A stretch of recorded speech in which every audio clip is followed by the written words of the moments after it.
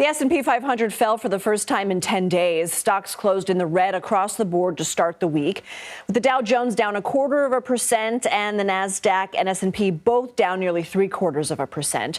Treasury Secretary Scott Bessent spoke at the Milken Institute Global Conference Monday, pointing to tariffs, tax cuts, and deregulation as the three core components of President Trump's economic agenda. He later told CNBC he believes these policies could push U.S. growth closer to 3% by this time next year. CBS News MoneyWatch correspondent Kelly O'Grady joins us now. Interesting that he named tariffs as one of the pillars, because we know that tariffs haven't particularly been popular. But Secretary Bessent also said this about the trade war with China. You have said they need to de-escalate and start that process for us to get going on trade talks. Have they made any effort at this point? I think we could see substantial progress in the coming weeks. We'll see. We are the deficit country. The surplus country always has the most to lose.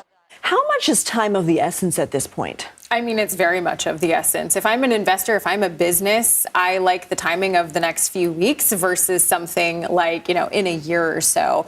And it's not just about the fluctuations that we see in the market, and we're looking at our 401ks. Investors understand that businesses right now, they are planning for back to school shopping. Christmas even. Exactly. I was at a mall earlier today, Lindsay. I was sort of working on a story, a tariff shopping guide, if you will. And I was going from store to store, and so many of these people were telling me we are expecting empty shelves because some of these companies are just canceling their orders with China because they just don't know and they don't want to pay these tariffs. So yes, time very much of the essence. Quick plug, when's that story going to air? Because I want to watch end that. of week. Okay, Yeah. great. So other tariff news. On Sunday, President Trump has proposed imposing a 100% tariff on films made abroad. He spoke about his reasoning at the White House. Other nations, a lot of them, have stolen our movie industry. And I'm saying if they're not willing to make a movie inside the United States, then we should have a tariff on movies that come in. And not only that, governments are actually giving big money. I mean, they're supporting them financially. How are investors responding? So all of the big movie studio stocks, they were pretty much all down today. And for a number of different reasons. I mean, one, he name-checked film. Does that include TV? Is that just film? How would this even work? Is it a box office tariff number, or is it the cost to produce? But there are three things that I want to highlight. I was talking to a number of analysts today. I used to work at Disney in the finance and strategy department. I know a studio film P&L very intimately. It takes years. P&L? Profit and loss. It's how much money I'm not in finance. a studio makes on a particular movie.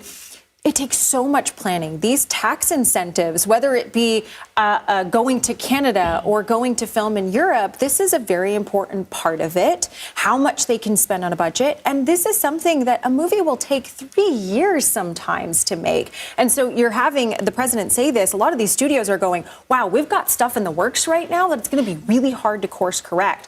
The second thing, Netflix is really going to take this hard. So much of their global film slate and TV slate is filmed outside the country. So they are more at a disadvantage than, let's say, a Disney or a Warner Brothers that has a lot of sound stages in the U.S. And then finally, who's going to benefit from this if this does go through?